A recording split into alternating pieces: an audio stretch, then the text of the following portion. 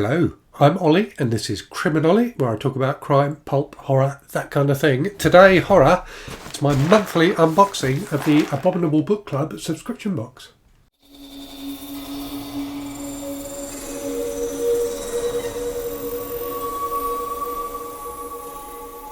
For the second month running, you'll have noticed this is a plain box, so they seem to have done away with their printed boxes, which is a shame, so I thought they looked really nice, but I kind of get it as well, because they must have cost a bit to produce, and certainly for me at least, they just went in the recycling. So if you've not seen one of these videos before, Abominable are a British horror subscription box company who provide, so they do a two-tier service, the Full Guts box, which is the one that I get, or the Bare Bones box. So the Bare Bones box just has the books. The Full Guts has books, badges, snacks and things like that as well.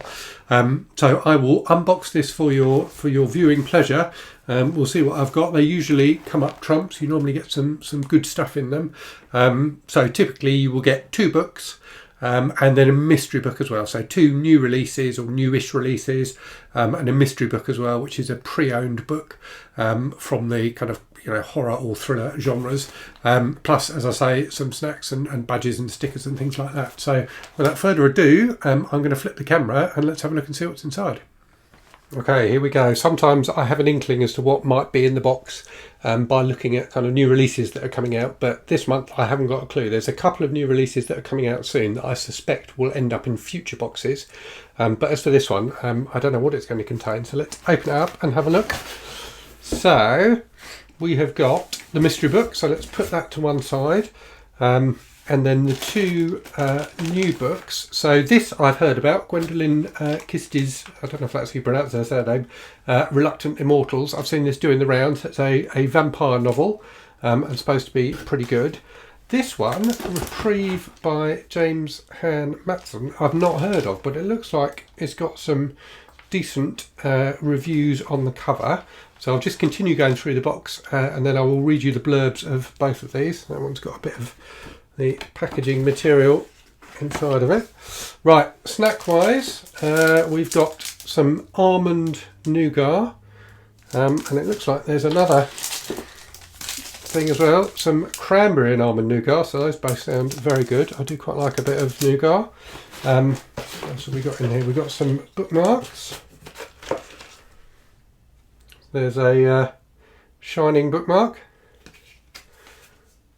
which is quite cool. Yeah. And they're kind of standard Abominable bookmark with the QR code that tells you what was in the box and a piece of flash fiction on it. We've got a sticker as well, which is quite cool. Read scarier stories. And the pin, which is... it's a xenomorph coming out of a banana, which is fantastic. They're always very amusing, their pin badges. They do a really good job with those. So that's pretty cool. And then we've got the drinks as well, which are always pretty much the same thing. So you get a couple of herbal teas, a coffee bag, and some hot chocolate and a instant cappuccino normally. Let's just have a quick look. Apologies for the rustling.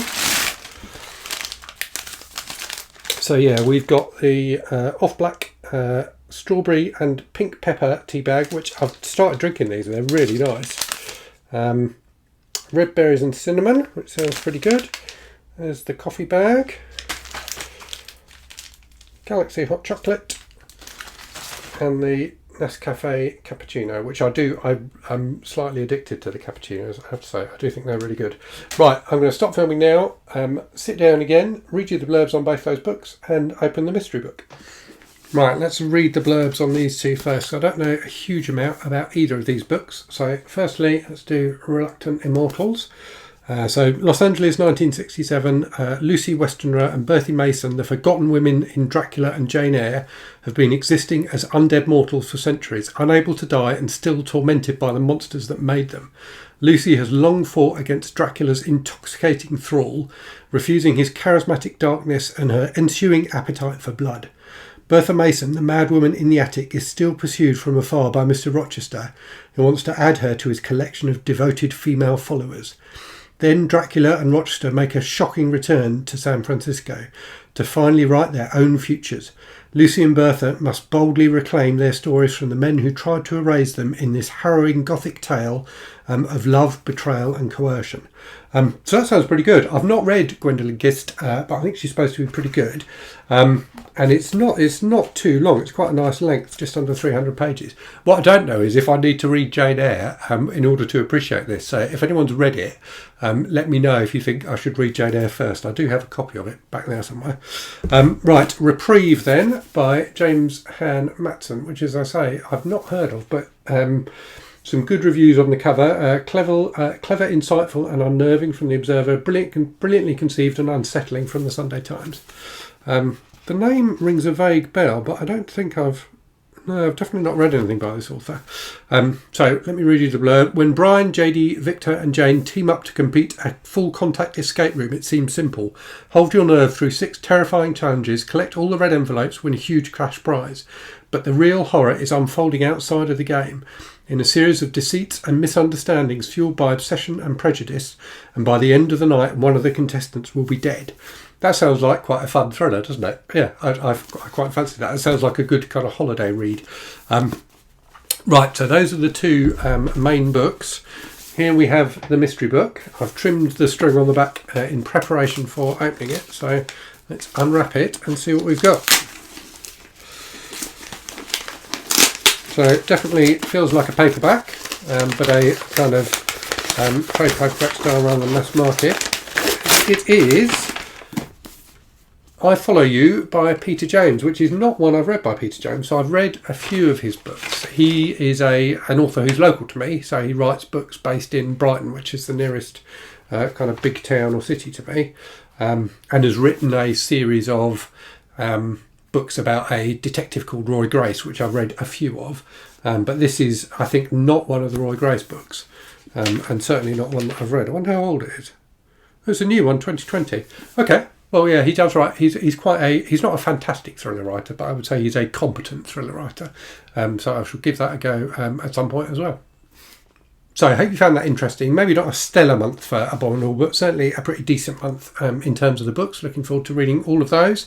And the pin is an absolute delight. I really like that a lot. So yeah, let me know if you're an Abominable subscriber. Let me know what your mystery book was this month. And as always, thank you very much for watching. Hope you're safe and well out there. Hope you're reading good stuff. And I'll speak to you again very soon. Cheerio.